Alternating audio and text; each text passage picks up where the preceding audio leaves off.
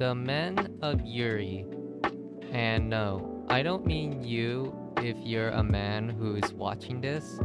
I'm talking about the men inside of our Yuri stories, be it anime, mangas, or novels. I feel it's not discussed how men are depicted in our Yuri works because often is the case, people who enjoy Yuri prefer if there weren't men whatsoever in the stories at all. Like zero, nada. They just magically don't exist anymore. Poof, gone. I might be guilty of harboring such sentiments myself, honestly.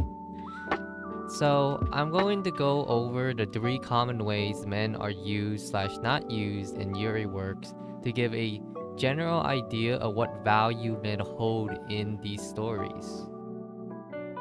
1. They don't exist. Yes, the more common case will simply be men are just not present in the stories whatsoever. It can be an in-story reason for that to be the case, like commonly having the setting take place in some all-girls school in Lily Girls Academy, if we were to have like a diegetic reason for this. But there can also just be no reason for it.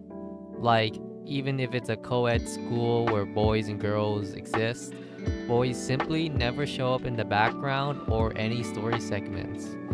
They won't appear, and we're not told why or ever made to question why, since the story doesn't focus on the lack of boys, but the overwhelming presence of girls. Either way, the lack of their existence itself is one of the ways men are depicted, or their lack thereof, and used for the benefit of the story by not having to ever look at one, which itself holds value to many Yuri fans. 2. Men are evil. That's right, you heard me. Men are the bane of all Yuri relationships. They exist for one purpose and one purpose only, and that's to get in the way of our glorious Yuri couples. If that sounds like truth and facts to you, that's because in some Yuri stories, that's simply the case. Men are the obstacle and story beat to overcome. Even if not straight up the antagonist, the men are still a force to be bested so that we can achieve Yuri. We don't root for the men, we have pitchforks ready for the moment they get their comeuppance and are served justice. Men in these stories are punching bags for the audience to laugh at or mock for merely existing in a Yuri work.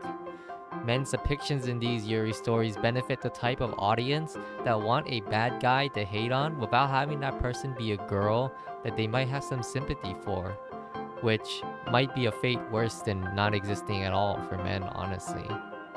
Like, in Whispering You a Love Song, it's hard for me to hate on Chiho, but it's very easy for me to hate on Fujiwara in NTR. I've talked about some pretty negative depictions of men, between not existing and being a punching bag.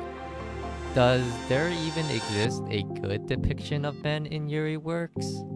Well, that's where we get to the final common representation for men, the Yuri Knights. We all know the wingman archetype, right? The one that supports the protagonist to get their love interest. Well, when that wingman is in fact a man and loves Yuri and gives their 110% to support getting the Yuri pair together, that's when we do a 180 on the evil man trope to now being a total ally and bro.